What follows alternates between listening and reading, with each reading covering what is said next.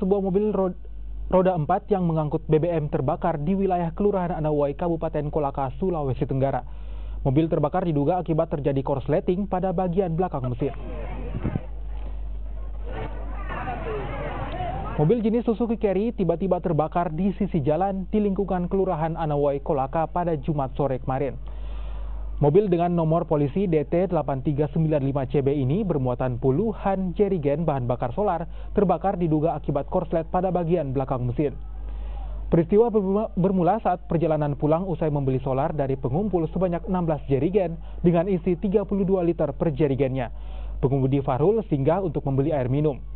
Belum sempat membeli air minum, seorang warga lantas berteriak karena melihat api menyala di bagian belakang mobil. Api juga menghanguskan puluhan uang pecahan Rp50.000 dan sejumlah telepon genggam. Peristiwa ini sempat menjadi tontonan warga dan pengguna jalan yang mengakibatkan arus lalu lintas macet. Ini sendiri. Lantas terbakarnya dari mana? Dari dasarnya dari mobil, korslet.